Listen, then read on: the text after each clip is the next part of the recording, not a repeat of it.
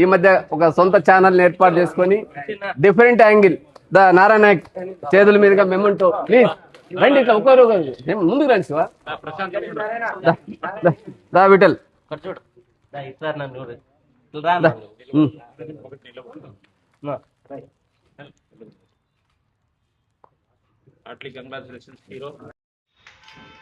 ఇంకా చాలా మంది ఈ కార్యక్రమం యొక్క ముఖ్య ఉద్దేశం అంటే సోషల్ మీడియాలో ఈ రాయలసీమ జిల్లాలో కడప, కర్నూలు, అనంతపురం జిల్లాల్లో పనిచేస్తున్న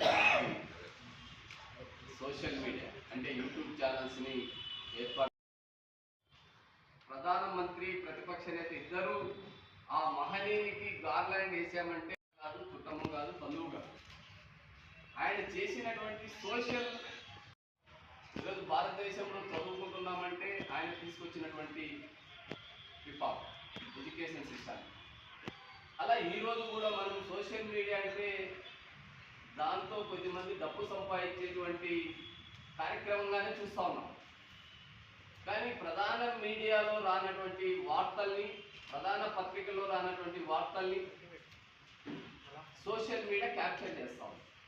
అది వాళ్ళ సాహసానికి మనం ఇస్తున్నటువంటి చిన్న సత్కారం. అందుకు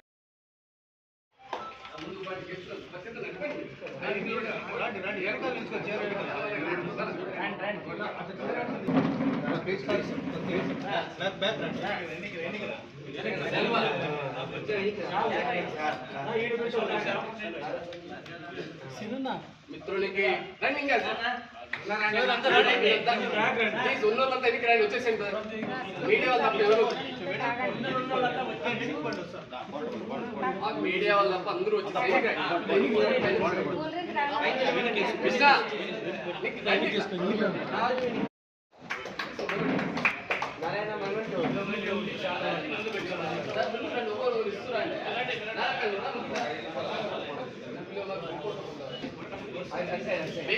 ప్లీజ్.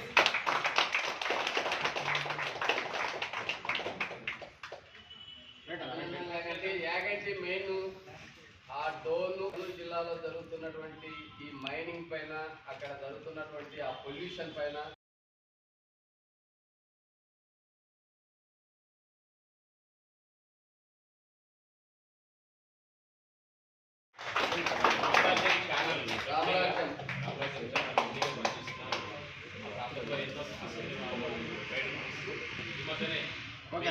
వంద కవితలు కూడా ఆయన పుస్తకాన్ని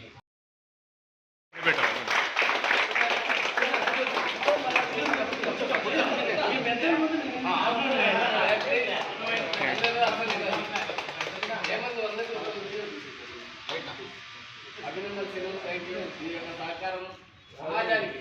నా మొబైల్ కెమెరా సైడ్ రాడన్న కొంచెం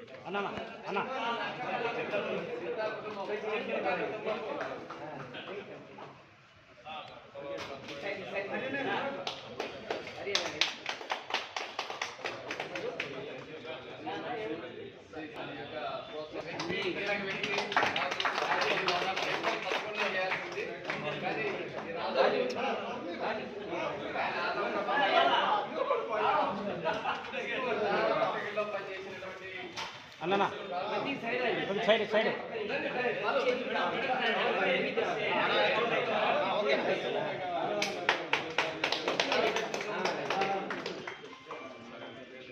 అభినందనలు రాజు. ప్లీజ్ ఈ యొక్క సహకారం సమాజానికి. అదేవిధంగా అధికారులు అందరినీ నాకు మళ్ళీ ఇప్పుడు పరిచయం చేసిన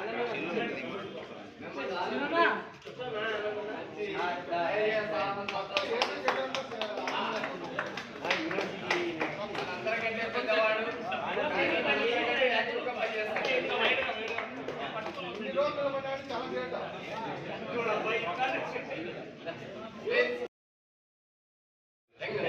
అందరికంటే పెద్దోడు 70 అబౌవ్ 64 అబద్ధాలు చెప్తాడు. అభినందనలు. సన్మాన గ్రహీతలకు రిజర్వేషన్ ఎంప్లాయీస్ ఫెడరేషన్, రిజర్వేషన్ల పరిరక్షణ సమితి, ఎస్సీ ఎస్టీ ఏఎస్సీ నేతల యొక్క సంపూర్ణమైనటువంటి సహకారంతో మీ యొక్క శ్రమను గుర్తించి సోషల్ మీడియా రథసారథుల్ని రాయలసీమ జిల్లాల్లో పనిచేస్తున్నటువంటి మిత్రుల్ని ఆహ్వానించి అభినందించడం, సత్కరించడం అనేది మా యొక్క బాధ్యతగా మేము భావిస్తాం. ఈ ప్రధాన కార్యక్రమం ఉద్దేశం ఏమంటే, పత్రికలు, ఛానళ్ళు ఎవరి వైపున ఉన్నాయో మనం చూస్తూ ఉన్నాం.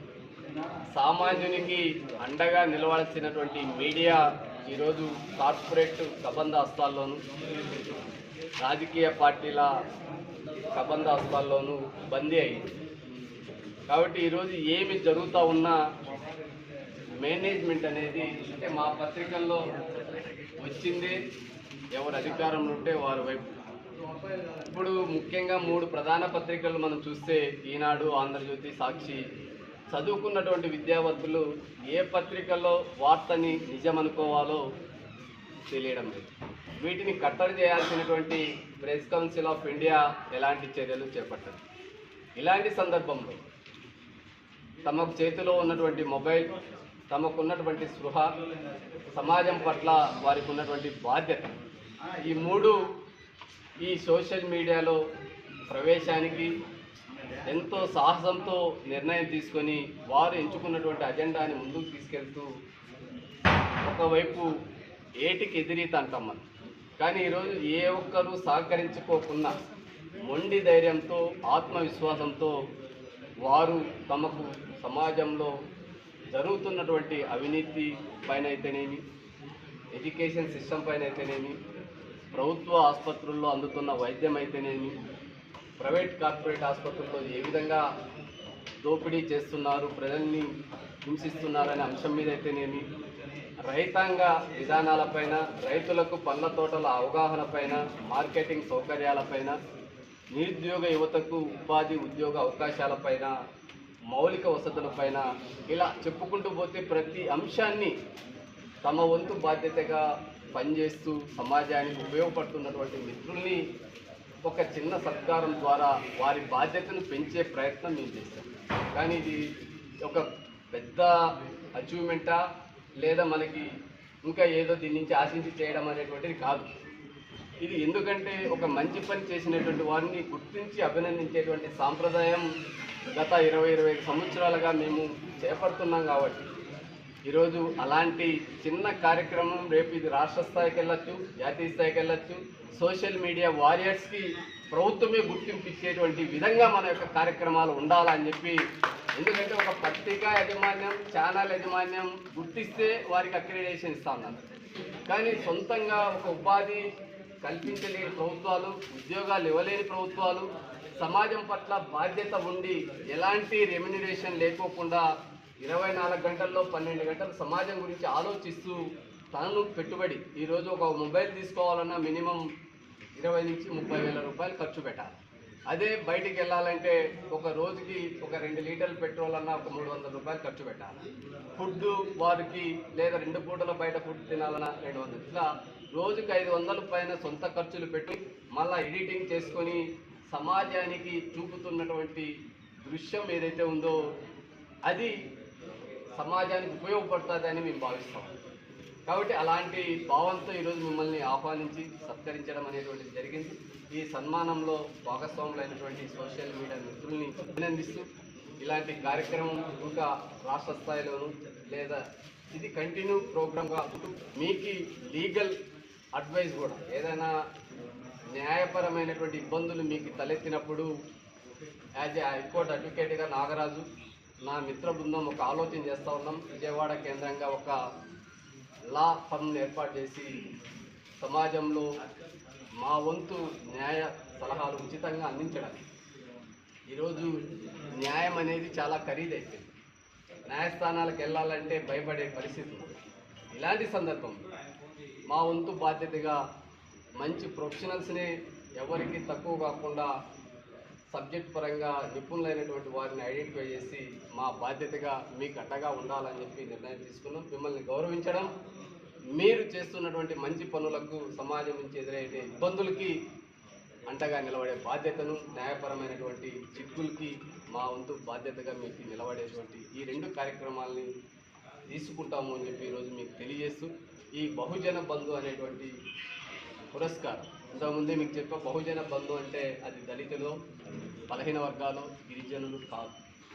మెజార్టీ ప్రజల సమూహాన్ని బహుజన సమాజం గౌతమ్ బుద్ధుని యొక్క స్ఫూర్తి ఏదైతే ఉందో బహుజన హితాయ బహుజన సుఖాయ, దాన్ని మనమందరం కలిసి సమాజం కోసం మెజార్టీ ప్రజలు, మెజార్టీ వర్గాల సమస్యల్ని, ప్రజలకు ఉపయోగపడేటువంటి ప్రతి అంశాన్ని మీ ద్వారా ముందుకి తీసుకెళ్లే బాధ్యతను ఈ రోజు నుంచి సన్మానం పొందినటువంటి వ్యక్తులు బాధ్యత ఇంకా ఎక్కువగా ఉందని, మీరందరూ సమాజంలో ఒక కీలకమైనటువంటి సోషల్ మీడియా రథసారథ్యానికి బాధ్యత తీసుకోవాలని చెప్పి అప్పీల్ చేసి సెలవు తీసుకుంటాం.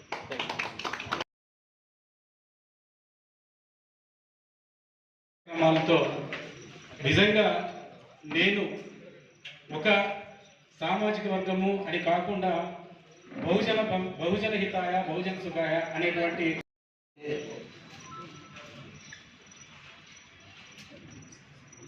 అన్ని వర్గాలకు నుంచి సోషల్ మీడియాలో కూడా ప్రతి ఇంట్లో ఈ బహుజన బంధు కార్యక్రమంలో నన్ను గుర్తించి నా పైన మరింత బాధ్యత పెరిగేటట్లు నాగరాజన్ గారు కావచ్చు, ఇక్కడ వచ్చిన సాకి గారి కావచ్చు, మరికొంతమంది చాలా మంది పేరు తెలియదు, బాలకృష్ణ కావచ్చు, వీళ్ళందరికీ కూడా నా యొక్క హృదయపూర్వక ధన్యవాదాలు తెలియజేస్తున్నా, కృతజ్ఞతలు తెలియజేస్తున్నా.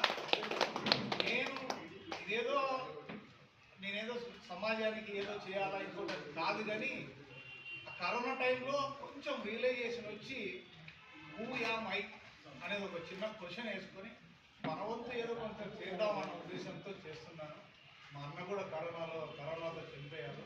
ఆయన ఎక్స్ ఆర్మీ, మంచి బాడీ బిల్డర్, దాంట్లో చనిపోయారు. ఏంది పరిస్థితి అని అప్పటి నుంచి కొంచెం రియలైజ్ అయ్యాం. బట్ ఏ రోజు ఏదైనా చనిపోయే వాళ్ళమే కదా, కొంచెం మంచి చేద్దామని చేస్తున్నాం తప్ప. ఈ యొక్క గొప్ప కార్యక్రమం బహుజన బంధు కార్యక్రమంలో సమ్మేళన పుస్తకాన్ని ఆవిష్కరించడం కృష్ణయ్య గారికి మనందరి యొక్క సహకారంతో పాటు అభినందనలు. రిజర్వేషన్ ఎంప్లాయీస్ ఫెడరేషన్, రిజర్వేషన్ పరిరక్షణ సమితి, సామాజిక ఉద్యమ అభినందనలతో పాటు ఈ సోషల్ మీడియా రథసారథులు కూడా ఈరోజు రావడం అనేది ఎంతో ధైర్యంతో కూడిన పని.